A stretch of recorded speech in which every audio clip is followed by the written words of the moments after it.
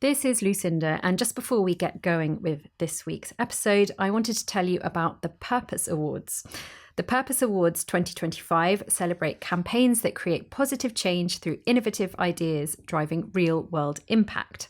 They are open to agencies, brands, public sector bodies, charities, and NGOs. And the early bird deadline to submit your award entry is the 6th of February.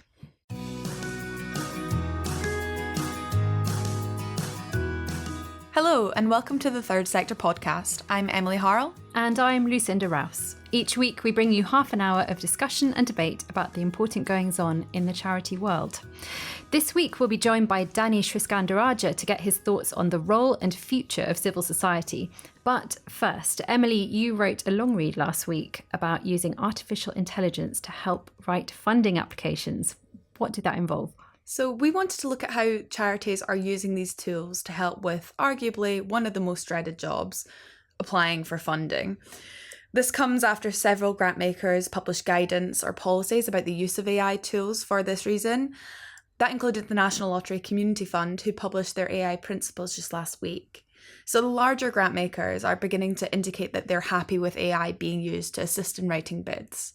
And Jim Cook, head of practice at the Association of Charitable Foundations, told me that he thinks smaller grant makers are likely to follow suit in the coming year as the sector grows more and more comfortable with these emerging technologies. Good to hear that grant makers are keeping up and also issuing guidance to charities. What are the different ways that AI can help charities with writing their funding bids? Yeah, so there's a lot of different things you need to bear in mind. I spoke with Zoe Ammer, founder of a digital consultancy, and she pointed out that AI use can mean a whole range of different things. So you can do something incredibly light touch, like getting the AI tool to just proofread your work, helping you make sure that your English is correct grammatically if English is not your first language, or you can get it to put together a full application by sort of feeding in the funder's criteria, etc.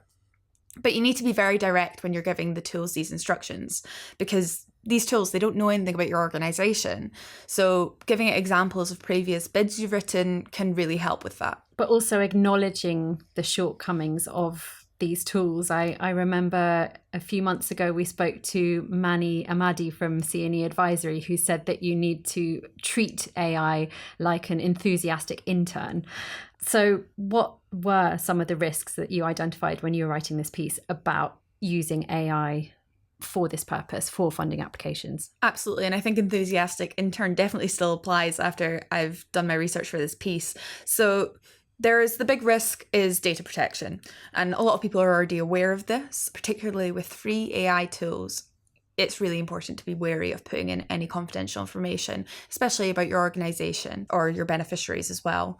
So read the terms and conditions, keep an eye out for any changes to them as well. And if you can afford it, it can help to use a tool that is actually embedded in your organisation's tech ecosystem to help mitigate the data risks, because that means that the information is not going to be fed back into the algorithm.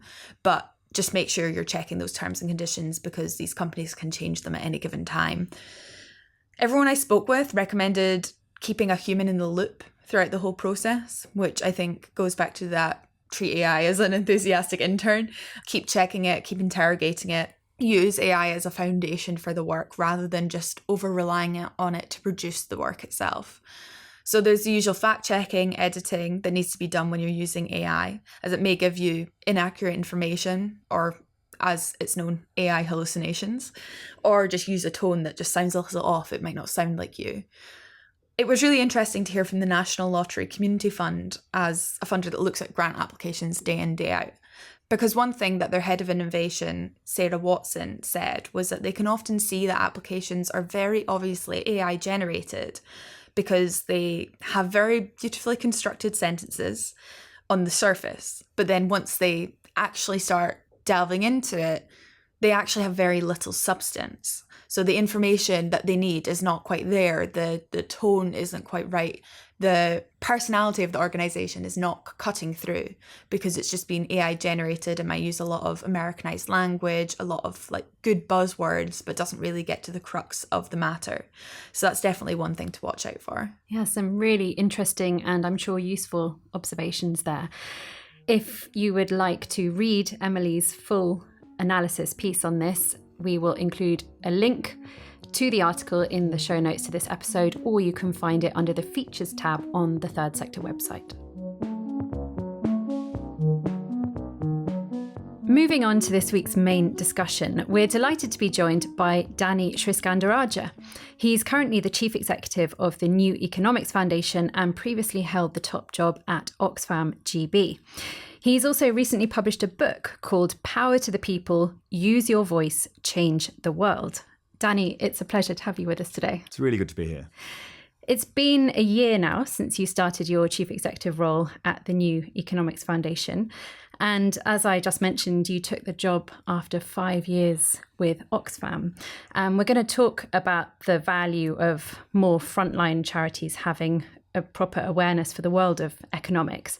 But what was it like for you personally coming over to your current role after 5 years in arguably one of the biggest jobs in the charity sector at what was not really an easy time for the charity? Yeah, well, in some ways, coming to a think tank feels like coming home to me. I did my PhD about 20 odd years ago, and my first permanent job was at a think tank, the Institute for Public Policy Research. And then as I got more and more into management and got my first charity chief exec role 17 years ago, I think, I've been doing bigger and bigger management roles, including, as you say, at Oxfam, which was a really challenging but fulfilling 5 years given what we had to manage at Oxfam. But I do about 5 years in every role. And as I was coming towards the end of the Oxfam role, I thought I was trying to work out what would I do next. And I think I really wanted to go back to the world of policy and ideas, and hence the move back to think tankery at NEF. And the New Economics Foundation's mission is to help transform the economy so it works for people and for the planet. What should charity leaders know about the world of economics to inform their systems change thinking and project planning? Yeah, it's been fascinating coming back into think tankery, especially looking at the questions of economics, having done sort of charity leadership roles in the past. One of the reasons I think it's fascinating is that, so much of modern life, so much of what we discuss in the media, in public policy, is about economics. And yet for most charities, I would argue, we don't think enough about the sort of economic aspects of what we're trying to do. Maybe it's because we're so busy trying to deliver services or get the job done on the issue we care most about. One really important thing for me is that all of us in the sort of third sector understand as well as we can the sort of economic context of the issues we work on or the areas we care about. Because, let's take, for example, the current UK government's focus on economic growth. We've had a chancellor tell us again and again in recent weeks that economic growth is what matters most. Now, if that's the case, and you're a charity trying to raise resources from government or trying to make the case for why your issue should be supported, then either you've got to have something valuable to say on the growth question or a legitimate challenge to that. And I worry a little bit that not many charities perhaps have the confidence or the time or the capabilities to engage in those sorts of discussion. And so we end up feeling like a sort of afterthought or a neglected sort of aspect of the sort of the economic logic that seems to drive society.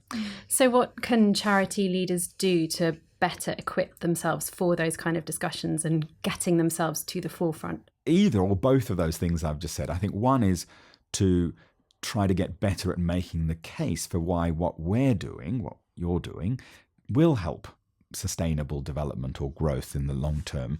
So having the sort of economic arguments for what we're doing. And, so much of the work that charities do does have huge economic benefits. It's many frontline services save the public purse huge amounts because we're preventing further damage to lives and livelihoods. We're saving or preempting huge costs in the social care system or even in the public health system. And so making the case for why the sort of interventions that charities make deliver exceptional value for money for society is really important. Or questioning the logic. I do worry that we've got, not just here in the UK, but in many parts of the world, obsession, almost a fetishization of a very narrow definition of what economic growth is about. We spend inordinate amounts of time arguing whether, this policy or that policy, this budget or that budget will lead to 1.5% GDP annual growth or 1.7%, when in fact, I would argue we need to be thinking about what is that growth for? Is that growth equitable? Is that growth sustainable in terms of its impact on people and planet? I hope more and more charity leaders can have the confidence to question some of the sort of orthodoxy, the dominant narrative that seems to shape public discussions. But as you say, that could be a struggle when charity staff and charity leaders are so overworked as it is. This requires considerable deep thinking and success in cutting through the noise and making sure that their position is made clear to the public. Yeah, no, I can certainly see that, and especially when you're so busy just trying to make ends meet. But I think, those, certainly the larger charities that invest on policy and advocacy capacity, I think that's hugely invaluable. It's really important that those bigger bits of civil society also share what they know and their learnings with others through campaigns and coalitions and things like that. And let's not forget there are institutions like the New Economics Foundation. We see part of our role as providing the evidence and the arguments for others who might not have the capabilities to do so, to empower them to be more impactful. At the moment we're working on airports expansion. I know it's a huge issue for lots and lots of environmental charities because expanding airports, particularly in the southeast of the UK, will have horrendous impacts on the environment. We think it'll wipe out the benefits of the Clean Power Plan that the government has just in increased emissions. But what's interesting is we think the economics of airport expansion is also flawed. So we've got new evidence that suggests that actually, business travel is changing so dramatically that building more runways is hardly going to have the growth impacts. Here's an example where I think environmental charities probably don't have the time or the capacity to go and do deep dives into the economics of aviation, but we do. And we hope we can provide the evidence that they can then use to make the economic arguments, not just the environmental arguments for why a policy like this is counterproductive. Yeah, very important. And do you see yourselves playing a convening role as well as a high-level information analysis research role? Occasionally, yes. I think, a good think tank shouldn't just be about producing wonky reports and press releases and sort of media outputs. Occasionally, when the issue deserves it, it is important that we convene. I'm about to chair next week a roundtable looking at how we take what came out of the G20 summit in Brazil last year, how we take that forward in coming years. Now, why I say that's really important is because the Brazilians who hosted the last G20 made some pretty important commitments around issues like hunger, also around wealth inequality. So the declaration that came out of the G20, finally, the G20 accepts that wealth inequality is a problem facing the world and we should do something about it. Now, we're convening because my sense is not enough civil society actors and academics and journalists and others know about what happened in Brazil a few months ago and the potential of using that mechanism to drive more progressive policymaking. And so we're trying to sort of convene to bring unusual suspects together to have a conversation about something that they're probably not talking very much about or may not even be on their radar at the moment. That's really interesting, seeing that sort of convening of different unusual suspects, as you said, and bringing them together on an issue that is not being talked about enough. But I wanted to ask you a question regarding what we touched on previously around charities are so stretched and it might feel difficult to engage with these sort of high-level issues. So how can the sector constructively engage with these questions about resource scarcity, particularly in the context of underfunded public service contracts? What is the way forward for that? Yeah, lots of ideas, I suppose, in no particular order. I think we as a sector do need to push back on the underfunding that you're talking about. We've, in a way, in the UK, over the last 20 years or so, certainly that I've seen it, we've backed ourselves into a corner where public services have been chronically underfunded And the charity sector has been looked to provide or fill the gaps, and then being not given enough money to do so. And it's not just the domestic charities. I would argue international development contracts are similar, where the charities end up cross-subsidizing governments and aid agencies who are not willing to pay enough to get the job done properly. So I think pushing back. Secondly, it's about reclaiming what we've come to call overheads. I mean, the entire sector is constantly being punished for having too high an overhead. Another word for overhead is quality assurance. In order to do a good quality job, we need to have certain things in place. Safeguarding was an example that we talked a lot about and did a lot about at Oxfam, but it could be a whole range of other things. So I think making that case, hopefully with this new government in place in the UK that's saying and showing some good signs of engaging with civil society, remaking the case.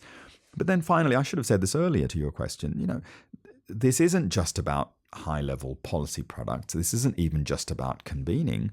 Sometimes it's about bringing very different perspectives that are not heard into a debate, bringing lived experience into policymaking. And I think most charities will be much better placed to do that to say, look, here's a big policy issue, but you're only ever going to make change if you understand how that policy is impacting real lives today. And we work with people who are being affected by that, and we're going to bring them into policy life.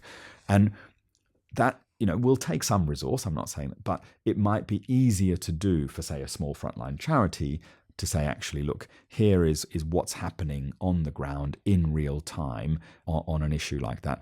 And just on that, finally, I think that feels increasingly important because many people in the world of policy at the moment are talking about the failure of deliverism.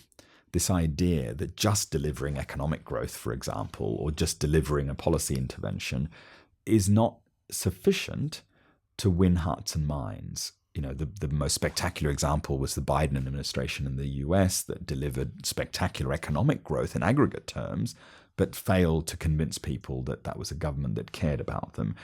And I raise that because I think politicians, including in the UK, are starting to realize that actually there's more to winning hearts and minds than just delivering stuff. It's actually about engaging with what people care about, what people fear, what their hopes and dreams are.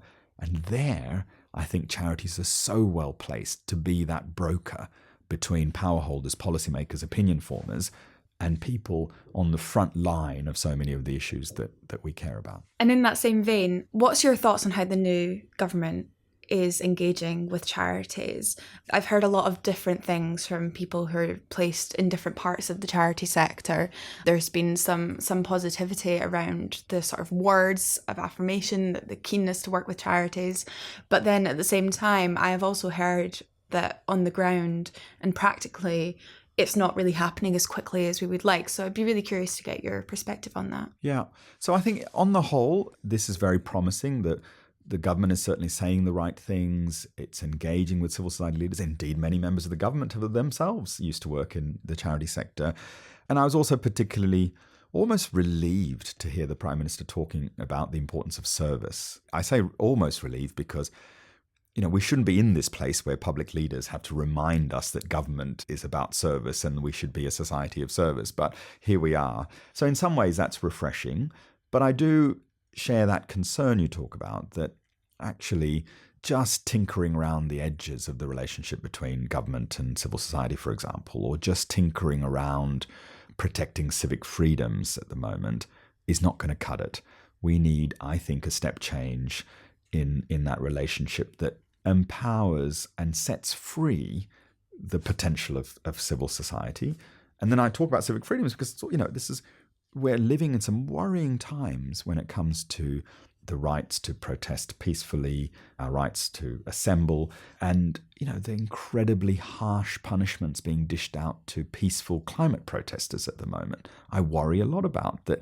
That's, how society treats its dissenters as peaceful dissenters says a lot about how civilized that society is, what the rule of law, how it really is working, and so on. And so that's an example where I wish this government had come out stronger in support for those civic freedoms, whereas I don't see a huge amount that's changed in the last few months when it comes to the approach for example, to citizens' rights. And we've heard a lot about the Civil Society Covenant, and hopefully we should hear more about that soon. But do you think that there's a fear within the sector that could just be sort of lip service? It could, but I think there's a more fundamental question that perhaps a covenant itself is not answering, which is, what is civil society for in the rest of the 21st century in the UK? Because my view is civil society is itself an equal dimension of society. You know, we are the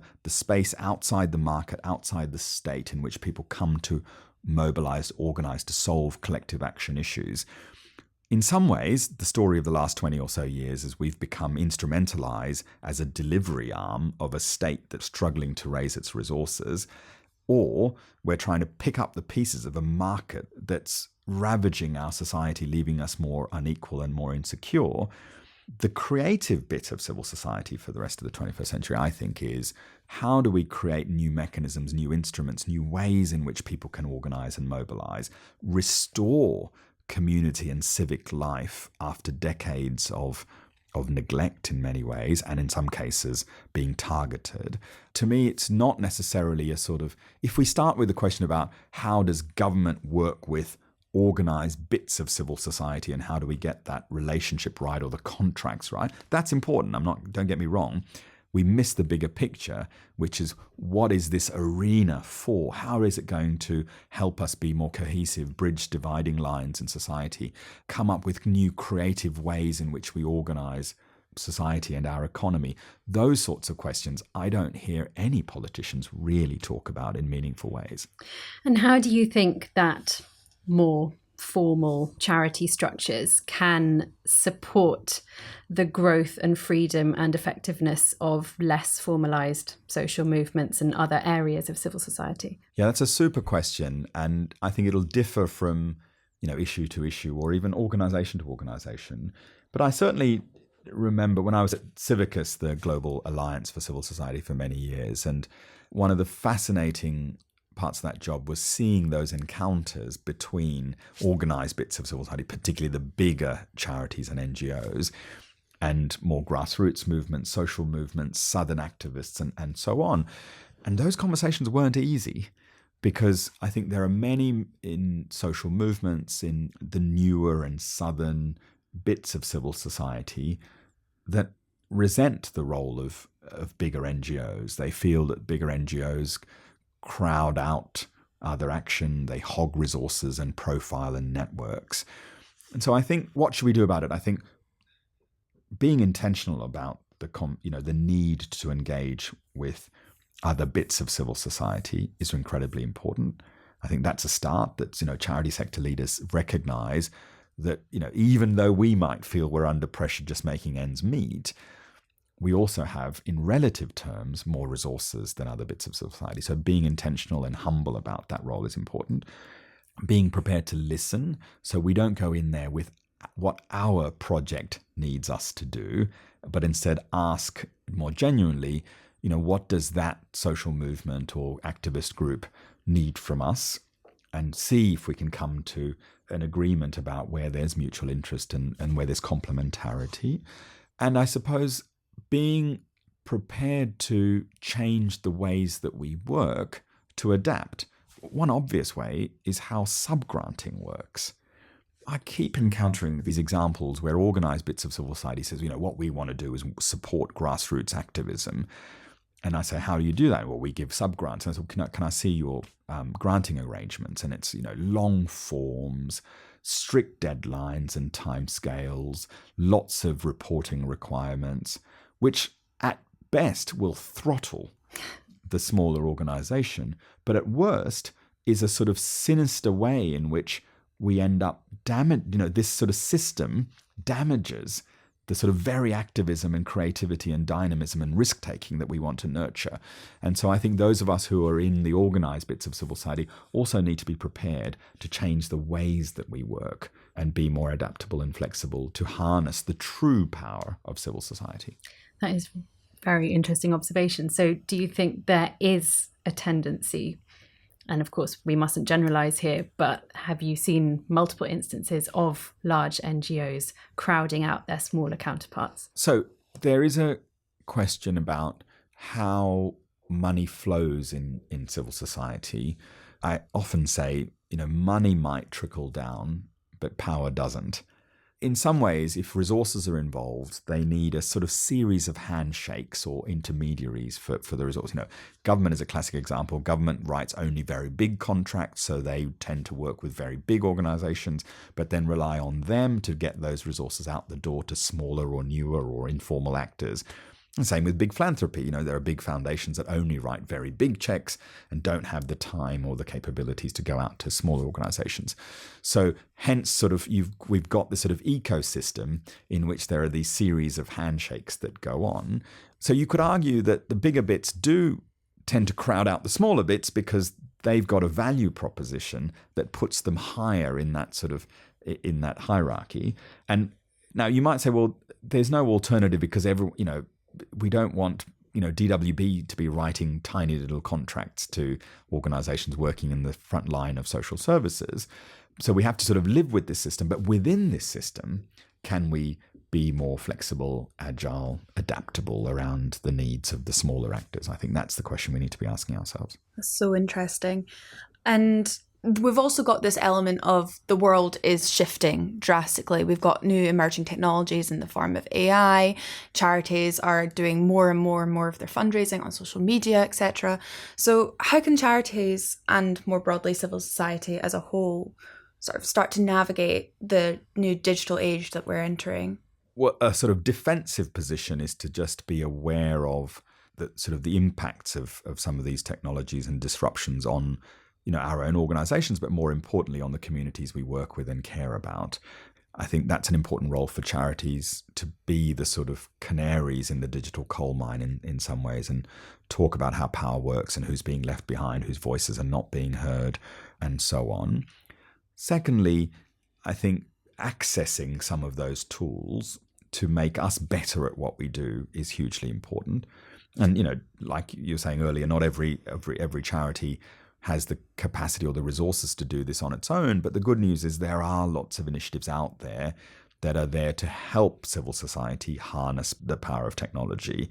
And so initiatives that can, give you pro bono support on the way that you might manage your digital, cybersecurity, for example, or initiatives that can give you pro bono time of amazing digital marketing people to help you do your marketing better. So I think we're not going to put the technology genie back in the bottle. So we would be wise to at least harness some of those tools. And I read a worrying bit of data the other day that, someone looked at similar sized American non-profits versus for-profit organizations and found that on average, the non-profits were spending half as much on technology as their for-profit counterparts, but double on internal bureaucracy, all right, which is a sort of, we can relate to that. That's what it feels like sometimes in the charity sector. We're not investing in the things that are going to make us transform. And then finally, on the sort of most hopeful end of where I often end up, which is, if you think about what's the best possible set of futures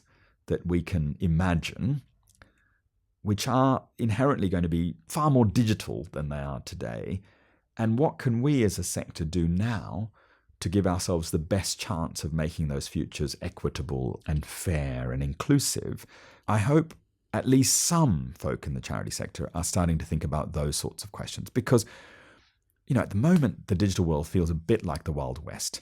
There are these digital cowboys, these so-called techno-feudalists that are sort of, that have privatized so much of what used to be the public realm and are making eye-watering levels of profit. But it need not be like that, right? It comes back to the economics. The economics of the digital era should not be so dominated by these private oligarchies. And can we, as civil society, think about, what might be those cooperative or mutualized or, socialized versions of digital spaces or digital mechanisms that we can help deliver. One of my favorite examples is Wikipedia, the only top 10 website in the world that's not for profit. It's powered by individuals, volunteers who create and edit the world's biggest sort of public. And there are some issues around, it's very male dominated. There are some exclusionary practices, but it's a fabulous example of a non-profit solution to a hugely important issue about access to knowledge. Now, what might those non-profit solutions be for the issues that we all care about? They must be there, and someone's going to have to try to create them. And we might not feel today that we've got the skills or the networks or the expertise, but I hope some of us can just spend enough time thinking about what would that future that we want to see look like, and how can we play our role in ushering it. And I think that point about making the digital space really equitable and inclusive will really resonate with listeners at the moment, especially we've seen so many charities leaving platforms like X, and now Meta is removing their fact checking basically and introducing a community notes form of checking the facts. And so I think it's something that people in the sector are really concerned about at the moment, because, as you said, there are these big tech giants making a lot of money on these platforms, and then there's the concern that these are spaces where charities still need to have a presence.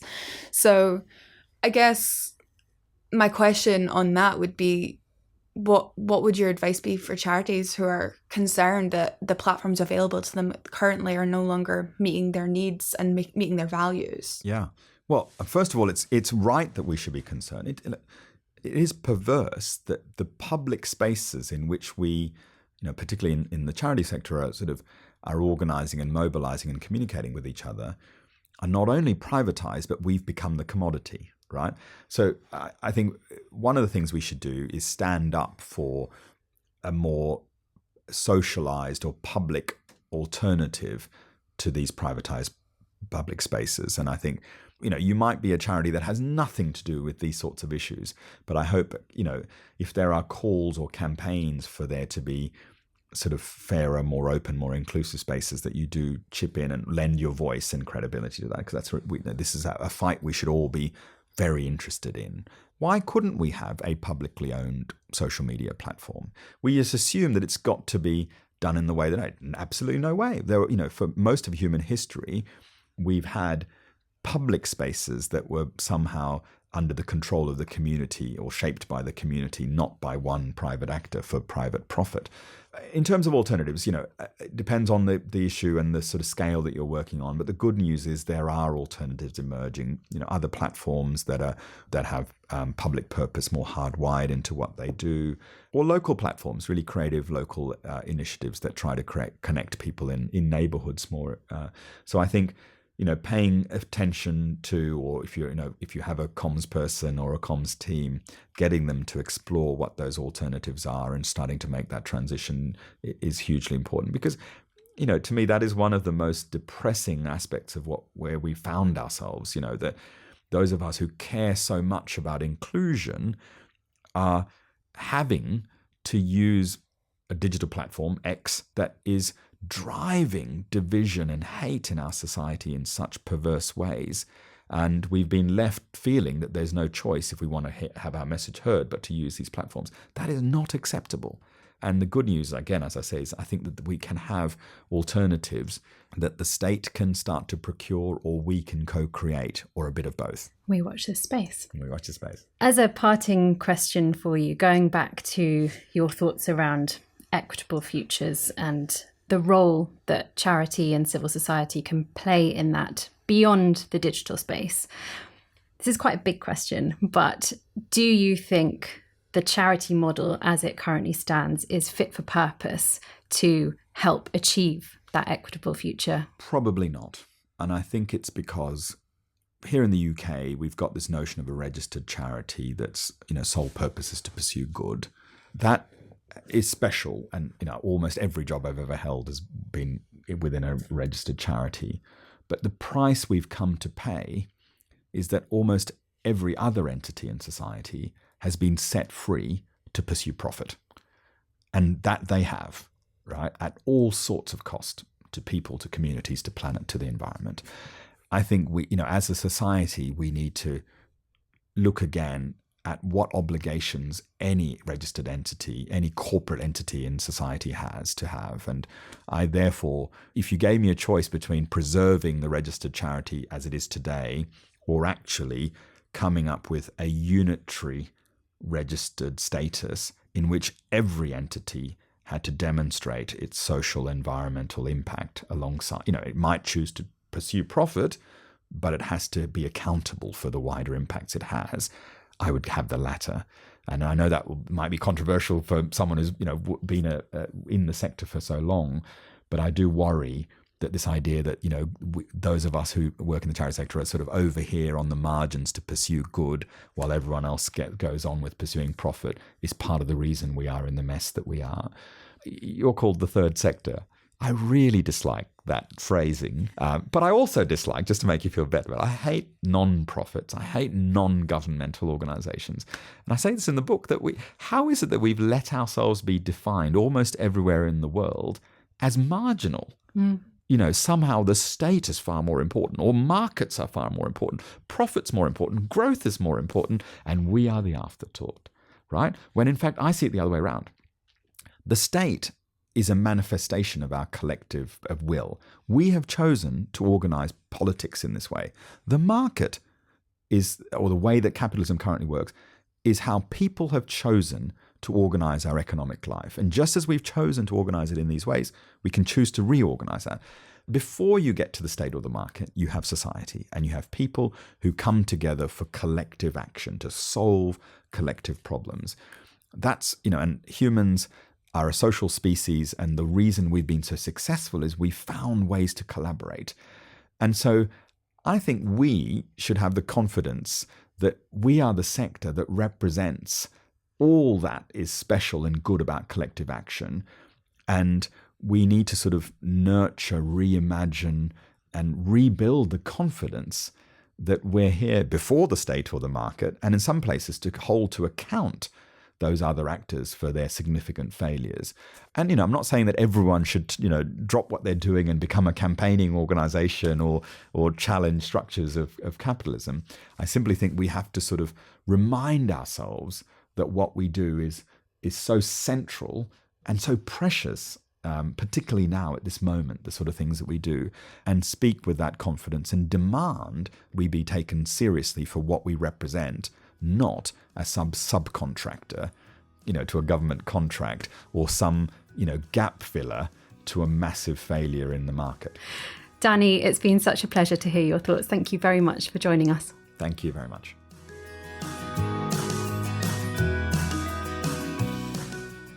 We hope you enjoyed our discussion with Danny, and that's it for this week. Next time, we'll be joined by Toby Porter to hear how Hospice UK's well-oiled communications machine has been keeping the plight of hospices at the top of the news agenda. If you'd like to give us any feedback or have a topic you'd like us to cover in future on this podcast, there are 2 easy ways of getting in touch. You can either complete our short, anonymous podcast listener survey or send me an email directly. You can find details of both in the show notes to this episode. Thank you very much for listening. Our producer is Nav Pal.